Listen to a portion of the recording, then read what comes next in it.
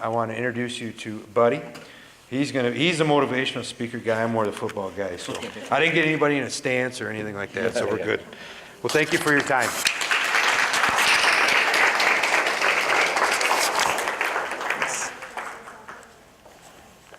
So about 7 years ago, I was selected to be a contestant, as you've already heard, on a primetime NBC show called The Biggest Loser. I remember the night we started filming was frightening, right? You're out of shape, very obese, and I was standing there, it's in California, and I was behind the gates to The Biggest Loser Ranch, and on the other side, it was 12:30 at night where these big lights and cameras, and you know, you're thinking about all the failure that you are in life, and over there's Allison Sweeney, and your whole life's about to go public. And I was doing cardio. I was so nervous. My heart was just racing while I was standing there. And then I felt something behind me, and I look, and there's a woman. I've never met her, and she's lint rolling my rear end.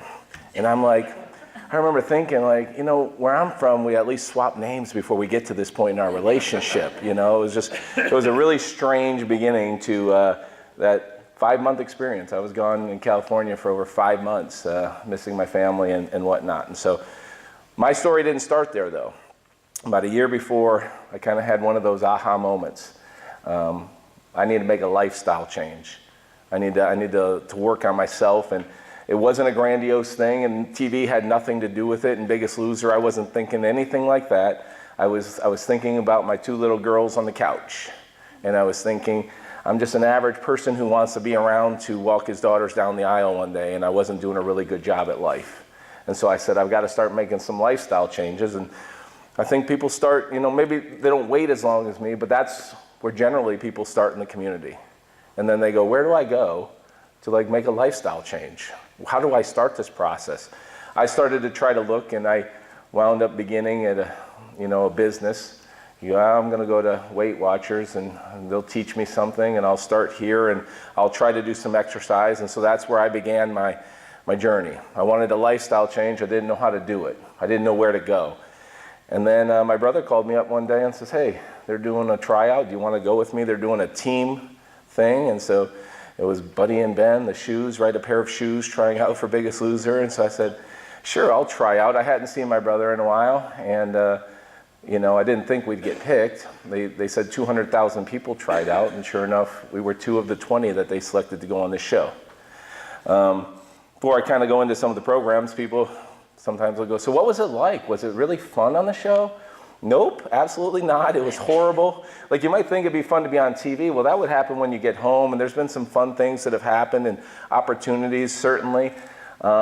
But doing 6 to 7 hours of cardio a day with cameras following you around and getting horrible angles, that's not exactly the greatest thing I've ever been through.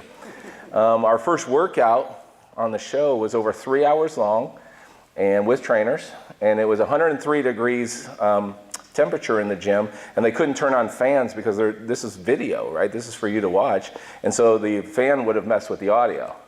So 103 degrees, people were dropping like flies, and so there was a contestant with me, if you go back in kind of Hulu season 13, Roy Pickler. He looked just like Santa Claus. I mean, identical. He was 63, had the long white beard, and halfway through our very first workout, this is what it's like. I looked over, and he fell off an elliptical, and he made this horrific noise, like, ah! And I'm sitting here thinking, they've killed Santa. Like, I hope kids don't watch this show. I thought it was a family-friendly opportunity, and so I learned really early on that this is a game show. This is an entertainment thing, and it was really revolved around weight loss. They did some things that were very unhealthy, if you will. And so I had my experience there, and when I left to come home, I at least had the wherewithal to know I didn't go on it for a TV experience. I was excited about that, but I kind of wanted to make a lifestyle change. And I knew when I came home that there were some gaps in my life.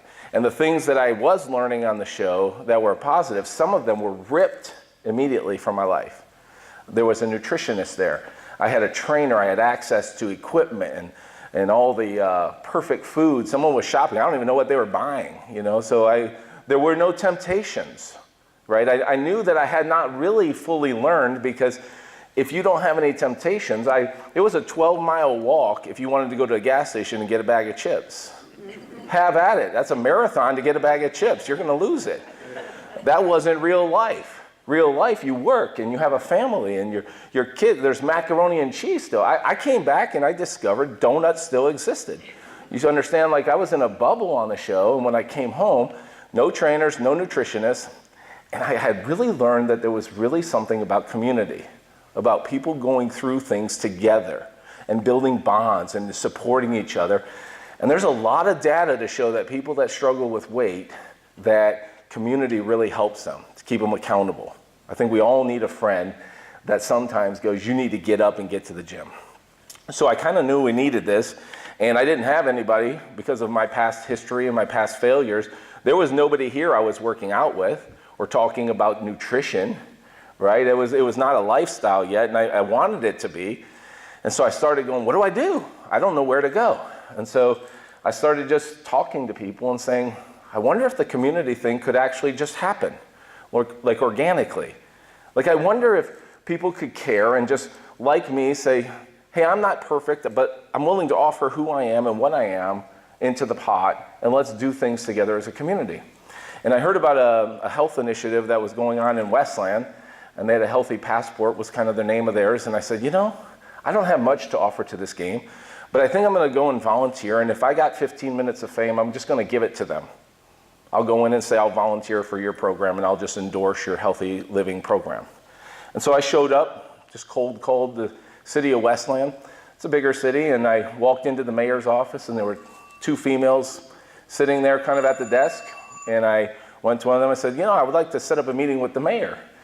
And she says, well, what's this about? And I said, well, you know, I don't know if this means anything, it might not, but if it does, my name's Buddy, and I was on The Biggest Loser, and I would like to volunteer for your health initiative. No joke, this woman stood up in the city hall and screams, God works in mysterious ways! And I'm like, ma'am, I work in a church and you just made me wet myself. Like, I don't understand what's happening with the screaming in the city hall of the scripture. And she goes, well, here's the thing. We've had this initiative and we think it's pretty good. It's like well thought out and it's just really stagnant and dead. And so we said, next year, let's give it some emphasis. And we thought it needed somebody kind of driving the program. We thought it should be you, but we didn't know how to find you. And you showed up a week later after that meeting and volunteered. So I go, okay, that's pretty strange. So we started talking about how do we get the community together? How do we rally the nutritionists? How do we rally the pros, the experts in fitness? And how do we get the business? And how do we get the faith-based institutions? How do you get everybody, those people, those non-85%, we disagree on everything.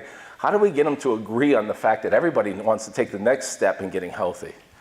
And out of that was kind of birthed this program of Buddy Up. And a couple years ago, I started to meet, I came into contact with people over in Westland. I go, you got to meet the people over there. You got to meet the people over there. And I'm like, all right, people I trusted. I go, all right, let's start meeting.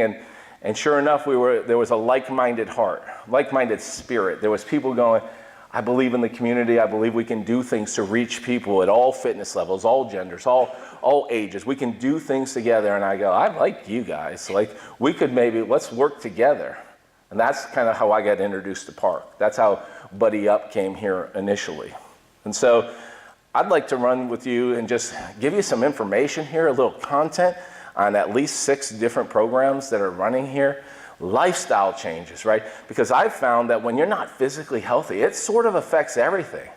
Your self-esteem, your confidence in life, there's a lot going on, and if people don't have an outlet to be healthy and to express that, then they're really going to be hurting in a lot of different ways. Let's look at this first one. Camp abilities. This is the 2nd year in a row that that PARC is going to offer a week-long day camp. This is kids 8 to 18 with visual impairments. There's several areas of PARC they're going to use. They're going to use the park, the Rotary Room, and the pool. They're offering sports and crafts. They take advantage of the unique downtown. They can get out there. And they're teaching life skills like community mobility and social interactions in order to engage these campers with activities. This is going to expand and encourage their life. What an incredible lifestyle program that is being offered here. I can tell you this without a doubt, that those who have gone through this program, that PARC matters to them. YMCA, Girls on the Run. This is in March through May. It's founded in 1996. It's a 10-week program, and it's focused on building self-esteem and improving emotional health using a fun experience-based curriculum, and it creatively integrates running. Now see, this program is usually run at the YMCA, and they usually run it right after school, but this provides some difficulties and problems for the working people. They can't get them there, and so here it's a perfect fit for Park, where we can run it at the night, and then they can go on the track. They're safe. They don't have to cross roads or anything like that. YMCA, Girls on the Run, another incredible program that these people are saying Park matters to. Run or Walk, DTP, Kids Camp. This is awesome because, again, part of me started with a dad, and I want not just my health, but I want my kids' health to be affected. Mondays for an hour from June through August, Park hosts a Walk Run DTP free Mini Miles Kids Camp. These are for families with kids aged 2 to 12, and they go to the Park track. So they teach this next generation that we were talking about that wants to stay on the phones and wants to stay on the technology. It's teaching them the importance of getting physical. They do some stretching and warming up, and then they have an opportunity to get on the track and walk or run out there. What an incredible thing for this next generation. And we're telling them they matter because of the program being run here. Z-Spot, yes, an incredible group of people. I've gone through a couple of their classes. Let me tell you, there is a dichotomy because I will tell you that every class I've been to with Z-Spot here is fun. It is also horribly not fun. You understand? Because when you work out, you want to know you worked out. But you kind of like want to have fun. And I've been through cardio, kickboxing. They have Zumba, right? So you might not think of me, but if you go watch the show, I had a moment where I was just like, I realized fear was a thing in my life. And I had a moment on the show where I'm like, no more. I don't care what NBC gives me this day. I'm going for it. And I'm just going to, I'm going to dominate it. I picked that day. I coached up my team. I go, guys, this is going to be an awesome day. Let's just rock out. Whatever. So they took us to a disco in LA, and about 30 Latin dancers came out, and we did Zumba together. I was like, really? This is where Buddy picks to make his mark, is in Latin dancing? And so, but I had opened my mouth, and so I just said, I better go for it. And so I was just trying I looked horrible, but I was just trying my hardest, so much so that the lady on the stage, she catches my energy, my vibe, and she points out in the audience, she goes, you, come here. And I was like, yes. And I jumped on stage, and I helped her lead Zumba. And I just got to say, the programs that are running here, the programs that are running, they're fun like that. Like, I think we all go in going, I don't fit in. And you do. You'll find they have yoga, they have some strength, they have personal fitness, and then they have a lot of group fitness, which again, I'm a big advocate about. I love Z-Spot here. Part of what they do, they have a subcategory. My fifth program I like to present to you is Girls on the Mat. What an incredible thing I'm reading about here. Z-Spot Fitness has offered this signature yoga and self-esteem class for girls ages 9 to 13. I think everybody knows what a pivotal age in life. What a great time to say, let's feed into people and help them with their self-esteem and their confidence. So Z-Spot is encouraging young women to develop self-respect and self-confidence while integrating yoga postures and breath for a happy, healthy lifestyle. Each class will introduce a positive message. They inspire the girls to begin each day with gratitude and live each day with kindness and joy. I'm looking at that and I'm going, yeah, Park matters. Yeah, look at that. And then the last one I'll show you here is Buddy Up. That's some of the legendary Zumba moves you see right there. Caught mid-motion, unfortunately for all of us. You know, this started in Westland, and then I met the people here, and we said a couple years ago, we go, let's bring this program to Plymouth and let's see what it is. It's an 8-week program, and part of it is each week we expose people to a different kind of exercise with a certified trainer. I believe in life you should try different things and find the things you love because you're more likely to stick with those. You're more likely to get healthy and fit if you enjoy the activity. So each week we try that. We also give out free food samples.